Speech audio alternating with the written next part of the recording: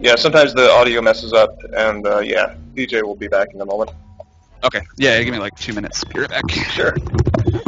Oh man, I love, like, this is one of the things that makes me wonder exactly what the Heaven Smiles here with the Texas Bronco shirts actually are, because, you know, you've got Coyote here, and he's breaking into people's houses, essentially, and these black mirrors, while DJ was talking, I was eyeballing this, and this is just super creepy to me. I mean, it really gives you the feeling that, along with the gradient the background, that somebody is not perceiving reality in the best way. Yeah. But yeah, no, it's like you're basically breaking into these people's houses, and you know, whether or not the families have been kidnapped or not, you just marched in there, and I just shot 2 people in presumably their own home.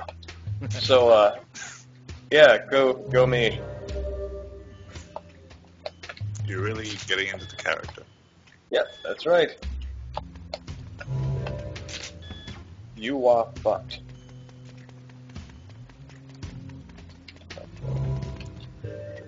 It's weird, like, this neighborhood reminds me of a handful of suburbs I've been in Texas, and like, when I lived in Texas up until about a year ago, it got blisteringly hot. I mean, it's like, you walk down the street and everything is dead, except for, like, the one lawn, but you know that person invests actual money in the upkeep of their lawn, because nature has decreed that everything is going to be dead.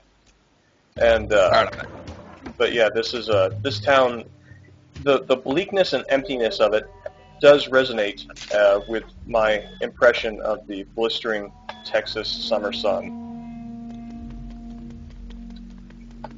Okay. But yeah, everything. I find myself wondering. Oh, go on. I find myself wondering if they I was just wondering if they actually went to these places and actually looked around, maybe they sent somebody out there to actually go to the Midwest, or if he just kind of cooked it up based on what he thought it was like. I don't know. I mean, because there's enough generically similar here that that it seems like it could be an easy guess to make. Yeah. But it's weird how you hear about that a lot. Like, what was it? They found the town that Silent Hill 2 is based off of, and you could actually go there. Oh wow, I didn't know that. And, did they? Yeah. Yeah, and all the storefronts were the same. What's the town? Do you know what? I don't remember. It's more. I don't think it was based off of the town. Rather, when they were making the film, in their research, in their location searching, they found a town that had a remarkably similar background. Wait, was it It was that mining Centralia. Film? You're talking about the movie or Silent Hill 2, the game? The movie. It was specifically the movie. Just where? I was talking about the actual the game Silent Hill 2. If you look at the storefronts and stuff like that, somebody actually found all that stuff in real life. Really? They'd actually gone there and photographed storefronts and things like that. The town layout isn't the same at all or anything like that. They did that themselves. So but the actual look of it is real. So not Centralia. No, I don't think so. I'm actually trying to look for it right now on Google, because I remember they had side-by-side comparisons of the pictures. It was actually pretty cool. DJ, I'm interested in your opinion on this. We talked about this before, but the smiles that are those little rolling balls, what do you think those are? Because obviously the other Heaven Smiles are portrayed to some degree as altered humans or made of human, made anatomically out of people, out of organs and stuff harvested. But those balls clearly are not. I mean, they've got something jingly inside them, and I'm curious as to when you see those, what do you think they are? The first time I saw them, going on the human thing, I figured they were actually supposed to be, as gross as it sounds, aborted fetuses or something. Huh. I don't really have any basis for that. I just remember thinking that, being oh, maybe those are unborn smiles? I guess that doesn't really make sense, but no, it's a theme that they show up a lot. Oh, going back to Silent Hill, the little babies that wander around. You see that in a lot of horror-style games, but I think that's kind of where I got that from. But I didn't really put a terrible amount of thought into it. No, there is something sort of almost prototypical about them. Yeah, I think it's just supposed to be kind of creepy. I mean, you even see it in, it's kind of a stretch, but in Metal Gear 4, those little orbs with like the 3 hands on them. Oh, okay. A lot of Yeah, games the- when they're trying to the unnerve dwarf you. gecko. Yeah. A lot of Japanese games when they try to unnerve you, and it works, is they go for something that looks sort of not quite fully formed, and usually very small. And so I think it's probably has to do with that. I don't know if there's anything like specific that he was going for, though. There's also I mean, just there a, probably is. there's also just a weird extent that they feel like they're just deliberately decorative and that's it. Like Yeah. the Heaven Smile creators within the Killer7 universe just decided they wanted to make something arty. And It just had hey, they have a bunch of organs here, so let's do this. Yeah, it's had some stuff left over, just kind of Yeah. Yeah, I have, ball. I have some spare The children. chicken that I nugget harvested. of the Oh no! the chicken nugget of the Heaven Smile production line. Yeah, see those Heaven Smiles are mostly cardboard filler. Gotta do something with the leftovers, man. It's all the chaff. Just mold them into a ball, give them some horrible semblance of consciousness, and turn them loose. And what the hell? Just put the Happy Meal toy in the middle of the smile. You don't want to get a prize. That's why it jingles. It's just Heaven Smiles fucking with the heroes. It's like, you guys are getting attacked constantly. Yeah, here's a little something you can get. It's like a Happy Meal toy, This is the weirdest. It does fill you up on blood.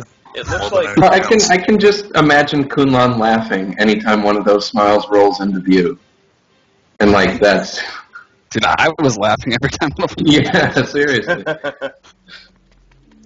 I love that odd engraving. It looks like it should not be of a single piece. It looks like it's like different like sticks of gum, kind of haphazardly stacked against each other. Wonder if I can bring up. Is there? Nope, it just shows down there at the bottom. That underneath the rings. Oh, I see it. Sort of. Probably harder to see on the stream because of the size of the stream output. It's my advanced Windows 8 features. I want to just be able to yell enhance and see whatever it is.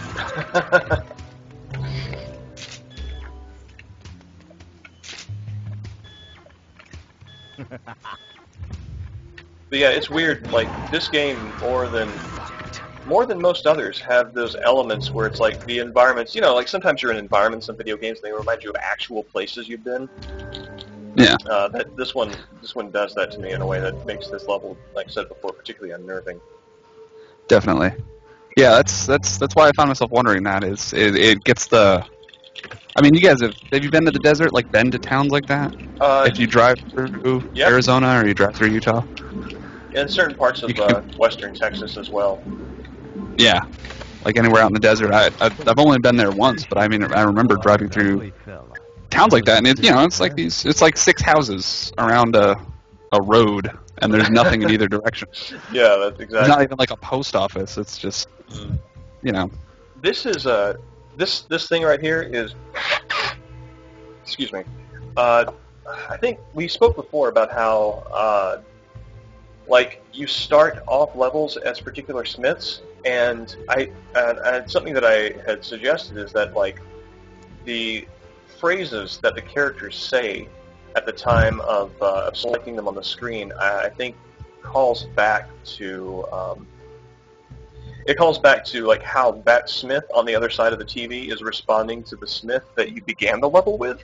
And it's interesting because, like listen to Dan, because Dan and Coyote are supposed to hate each other. Like the relationship dynamics are Coyote and Coyote were supposed to be lovers. I think Khan looks to Coyote as a protective person, and Dan and Coyote hate each other. So, like with that in mind, like Don't make me say listen. it again.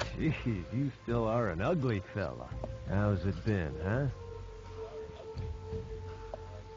So it's like that makes sense as something directed. What the fuck are you looking at?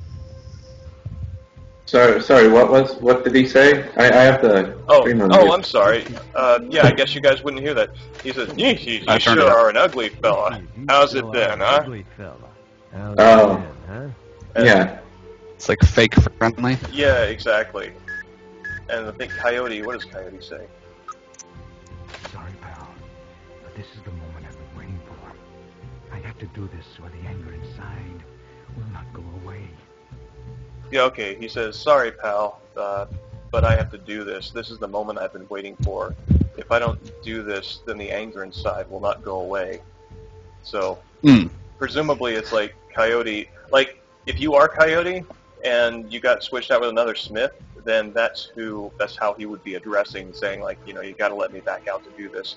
And I'm not sure what what the background there is, or why he. I'm not a monster. It's only a mask. Or why he has to. I might be wrong on this, but usually the ones you start as are the ones who are sort of quote unquote supposed to be the protagonists of that chapter. Yeah, definitely. I think so. And it's sort of like you don't have to pick them for the whole thing, but it's sort of like however loosely they're tied into the plot of that chapter, which would explain why you have the Brazilian thing going on. Yeah. Maybe maybe he knew these people or had something to do with it, or I know they all got murdered later, but it seems to be his level thematically, and I guess the dialogue reflects that because they seem to talk about it as if they all kind of know what's going on. Yeah, and that's also another weird thing that Jarrell mentioned this in the previous one with respect to the politics of the game. Whoa. Yeah. Hold on. I've got to run away here. No, the Almeida styles are passive. Yeah, that's what I was remembering, was like, if you don't shoot them or mess with them, they will just ignore you, which is, again, it's like this weird suburban domestic heaven smile. It's like psychotic monster killers just hanging out on a weekend or something, going for a And jog. in the little paradise in the desert, man. Yeah, oh no, I totally. And, surrounded by fake advertising and Well, virus. they deserve some time off, too. I mean, I think every horrible aberration of nature deserves a place where it can just jog without pants. Because that's the thing. It's like, notice, like, these are like the only ones that like are wearing clothes, so it does beg the question. Like, Well, that's why I went to Canada. Jog without pants. Yeah. I live near San Francisco, so yeah. I just jog wearing nothing. and really, isn't that what America's all about? Isn't it? It's in the Constitution. I'm pretty sure it's the law. Yeah. The right to wear pants and the right to not wear pants. Yeah. Oh man. America. Oh, these friggin' things. I think Coyote has a power-up thing too. Let me see here. If it is worth a damn. Yeah, he's custom Magnum shells. If I recall correctly, they take out limbs in one shot. Yes. Yeah, I think so. Oh, God. I have to remember back so many years. I almost feel bad sitting in on these things since it's been so long. I have to, like, think back and be like, all right. What do I remember? Let's see. I'm going to need Dan for this. Yep. I remember, like, when I started playing Hand-Handed Killer 8, that's not even... Anyway. Oh, looks like I actually shot him while he was still invisible. Hey, you got him. Whoops. Well, whatever. Now, the one who's visible, you can't. Yep, exactly. How it goes. Ba-boom. But yeah, it's like it's an interesting thing they do with like the shooting gallery aspect of it, where like if you fire at the Heaven Smile before you scan, then they'll dash after you, almost as if they're always walking towards you, but it's almost as if like that gives them extra. There we go. Yeah. It's sent. I don't think that was a counter, just a down attack. That was the down attack, yeah. It triggers after a certain distance.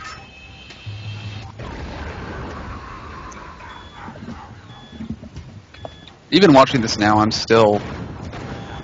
Just this little bit of it just reminds me how weird it is that this even got made, you're right. It's also like, we were talking before about like how, after this, it's like, I think a lot of us sort of expected more of the same from like Suda Goichi, but then it's like No More Heroes has been kind of like the big thing, and it's Yeah, we got... what, No More Heroes, and then...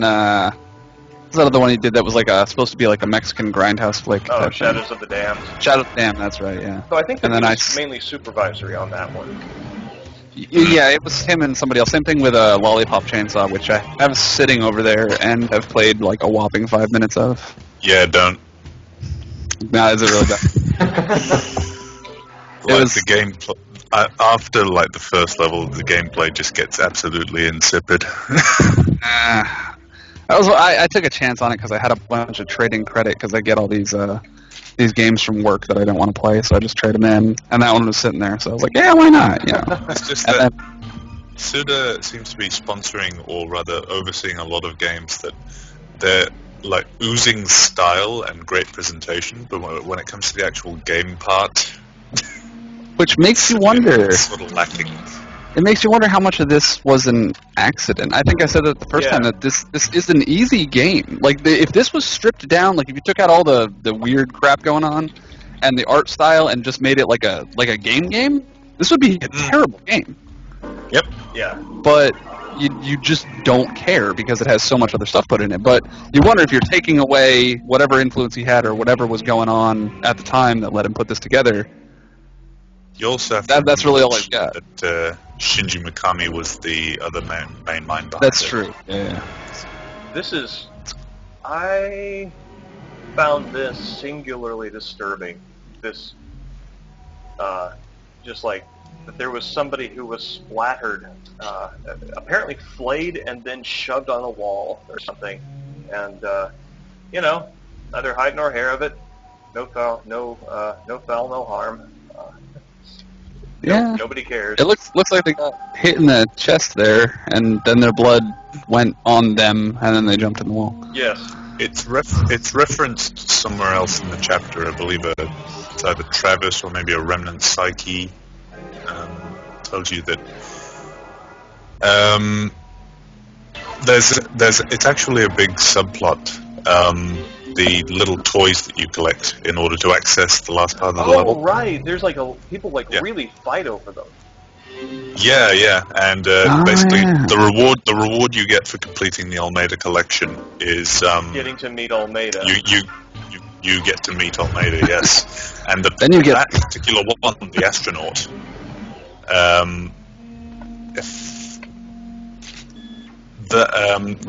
It was like a presentation or a live event or something, and that's actually a special one that you could only get at that presentation. This is really interesting in that, I mean, I know they were working on Resident Evil 4 with the same, like, Capcom 5, and I think that, like, the things that you collect for Resident Evil 4 for doing the shooting gallery, or things like this. Very similar. Yep. Very similar. Yeah, it's still the caps. Except that those make sounds and stuff like that, where these don't. Yeah, the ones in ones in Resi 4 makes have a little sound bites depending on the character. Which is, I believe, like a thing that's pretty common that they do in Japan. Yeah. It's something I recall having seen. Know. Yeah, I've got like context. vague awareness of it. Yeah. See, this is just this right here is just too damn cool. I love the way this whole thing looks. Just one of those moments where you kind of realize, like you said, like this exists. Holy crap! This is in motion. This whole game did that. It's one of the few games like you hear about it. I mean, you remember before this came out when they were doing coverage of it, and everyone was. This was back when you still had to read it in magazines, but everyone was, they're like, oh my god, look at this thing. It's cel shaded in this really cool way. It's going to be this like M-rated adventure. It's got all this cool stuff going on. And I got it when it came out. And most of the time when you get stuff like that, it lives up to its potential enough. Like, more often than not, it at least does mostly what it's supposed to do. Right. This one, from the jump, pretty much lived up to my expectations as I was able to have them. I still didn't really know what I was getting into, and then just took it in a completely different direction and just kept going. It didn't it wasn't one of those things where I wonder when this is going to cross the line into something really crazy. It kind of started on the wrong side of the line and then just took off sprinting for the rest of the game. Yeah. And it was really cool. I really can only count very, very few games that pull that off. Yeah, And you keep wondering, is like, was this an accident, or did they really have the foresight to design the thing like that, or did they just kind of put this dude loose and say go, and this is what came out? Yeah, it oozes so much idiosyncrasy and personality that it's just so uncommon in collaborative projects that are just so largely funded. Yeah, you figure at some point somebody would have put their foot down and said, like, look, we need more game. Look, we need something. You know, the telemetry says we have to have X, Y, and Z in here. Right. Can you at least make a shadow of an attempt to drop that in there somewhere? And there's just nothing.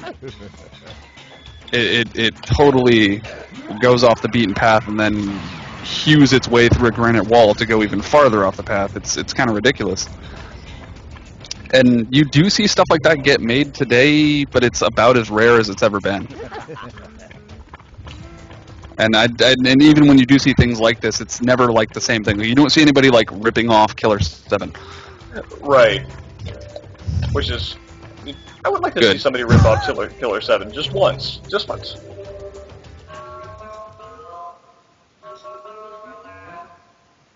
Please, yeah. He did Flower, Sun, and Rain is kind of like this. Yeah. Well, Flower Sun was made before. Yeah, that's the thing. It was made before, so maybe this is like the better rip-off of Flower, Sun, and Rain. Who knows? Well, I think that, they're all part of the same continuum of Kill the Past, Jump Over the H series games. And, oh, God, I don't... What? How could you forget? You're out of the stream, man! No. What is, Pelvic thrust. Oh, right. Thank you. Even Travis has his, he's got his connection. That's so weird. No. Oh, for God's sake, man, it's hustle. Oh, come on, they're practically synonyms. Good point.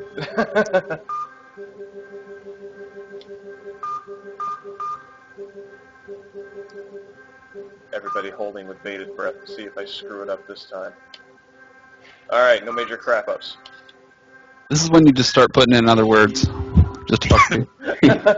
Or like spelling Pelvis? one letter off. Instead of E, put A, so it's hustler. A slur. Much more exciting that way. Oh god. I have no idea how people hit these things in the eye.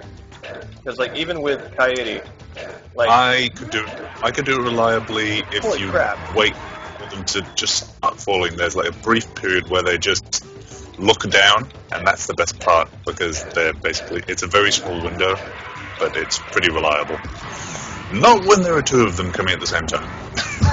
oh, I got it under control. Three? Was there one That behind them? was just fun. Yes, to there watch. was. Oh, have fun with it. There are 4 giant smiles in that area. Enjoy. Oh wow, here come another couple. But yeah, going on from the talk we were just having about how something like this got made back in the day, or at all. I did a little bit of unconsequential digging, and did you guys hear about the Capcom 5? Yeah, there was PN03, Yeah, Killer7, RE4, Phoenix Rising, or whatever that didn't wind up getting made, and Yeah. Beautiful Joe, was it? Yeah, that's the one. Yeah, it was just a part. This was one of 5 games that Capcom just said, "Okay, fuck it, make this," and it was sort of a experiment to see which one would be the most profitable. I didn't know that part of it. And who among us saw this game? This is money. What they got out of it was pretty much the only one that sold gangbusters was RE4. Yeah. And so what they took away from that was that they should stop making new IPs and just concentrate on existing ones. So when they're like, Twin Peaks was popular back in the day, right? let's just, we can hit that bullseye again. Although even That's also that is kind of like, I mean, as I recall, like so much of what made that magical. I'm sorry, I didn't mean to talk over you, Hal. No, sorry, I should have heard you. Oh, okay. Well, yeah, kind of going off the whole accidental genius thing, I mean, that's one of the things that made Twin Peaks so weird, is that, I mean, David Lynch just would make consequential decisions kind of on the fly, Yep. And very consequential ones. Yep. Like who Bob is. Yeah, exactly. Hey, this camera guy got stuck in the shot in a reflection. You're Bob. Congrats, fucker. You've been promoted. And that's I guess that's also why we got. Oh God, what the hell was the name of it? What Rainy Woods wound up being. I forget the name. Oh. Deadly Premonition. Thank you, Deadly Premonition. I should know that. Which is I guess cuts later in the year, apparently. Yes, please tell me it's coming out for something other than the 360 and the import PlayStation, so I don't have to pay $80 to get that fucking thing. I'm pretty sure it's coming out for PS3. You can see in the background of this the lettering that's underneath the advertisement. It looks like either Hangul or maybe it's either Hangul or some sort of like a kanji and kana, but it's like there's an ideographic language on the paper underneath the English. Yeah, I can see it now. It probably was actually really Japanese, screwed up Japanese. Yeah. Which of course like maybe something weird like katakana mixed with kanji or something. Yeah.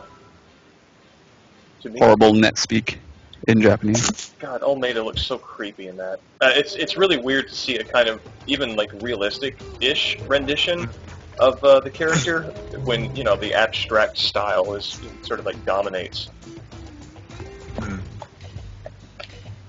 Now I know what I'm going as for Halloween. A toy dispenser. Toy dispenser Almeida. Glue a bottle cap to my feet. I want to see somebody as Heaven Smile Almeida for Halloween.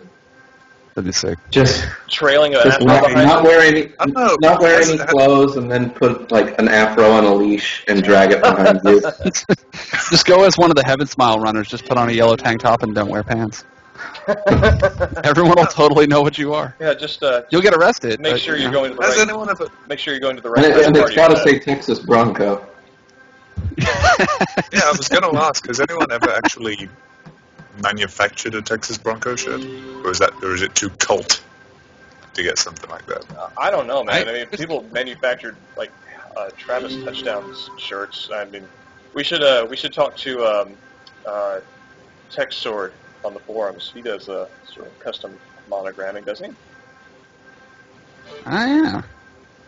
This is probably such could get done. Really cool design. I love the weirdness. You know what this makes me think of? And I can't believe this is exactly what it makes me think of. Did you guys ever watch Briscoe County Jr.? It was like 1.5 seasons of a Bruce Campbell movie, of a Bruce Campbell starring. Okay, let me say this in a way that makes sense as a sentence. It is a movie that stars Bruce Campbell that went on for 1.5 seasons and starred him as the main character. And there's this like weird sort of MacGuffin spiritual or outer space extraterrestrial object that looks almost exactly like this. I'd be willing to bet that's where he got it from. That seems like the kind of thing he'd just see somewhere and be like, put it in the game. Fuck it. I mean, geez, a Bruce Campbell movie? That's almost phoning it in. Yeah, it's like I look at this and I can feel chin stubble. And it's like it's everywhere on my head now.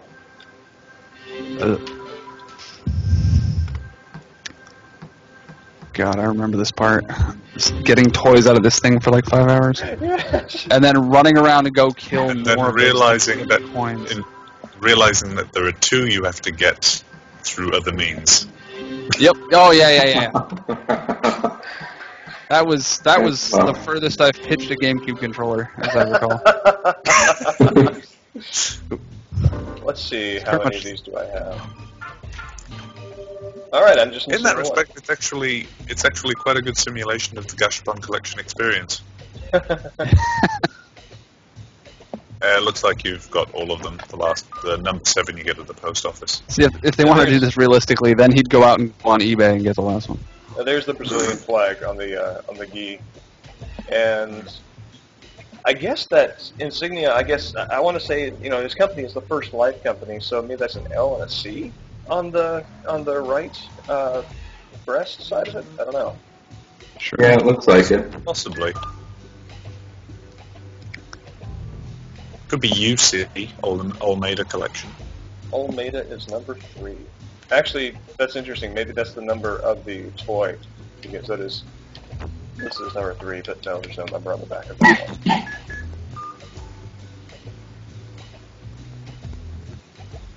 $40. And that's interesting because it's also the 4th one. So maybe that's the organizing principle there. Maybe on some. Yeah. Maybe on some. This is Almeida in the honored Olympic sport of putting your arms out and twirling around like a helicopter until you get sick. It might be a bit early, but it reminds me of an ASCII art character from that's originated on 2 Channel. Yeah? The Japanese BBS. His name's Boone. He always has like a happy look on his face, and he runs around with his arms outstretched like that, trying to fly. Huh.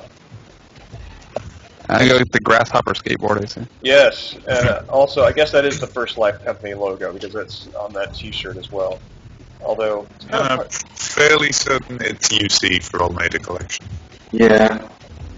Oh. Seems in character. Yeah. Okay. Just looking at the logo to the lower right there and comparing it to the logo. Oh, okay. I didn't even see that. Okay. Is this wrestler Almeida, I guess? That is a tight unitard. He looks like Sean Connery from Star Wars. Oh God! They actually modeled breasts on this. Like there's actual yeah. Well, if you're going to commit to something. Yeah, I know, right? You know? A sad rabbit. This guy doesn't half-ass anything. Somehow this rabbit is. Yep, that's number 10. That face is probably what Almeida feels like having this happen to him. Whimsical rabbit. Yes, this is actually the happiest rabbit in Texas, and that should give you an idea about rabbit life in Texas. Just imagine if that was like a real sports team and that was their mascot. That would just be... This is Heckler Almeida. You suck! Get off the stage! And this is actually Almeida in the form that in the suit that you meet him in, this sort of like antiseptic suit. I think I'm way behind you guys on this train. You might try refreshing the page.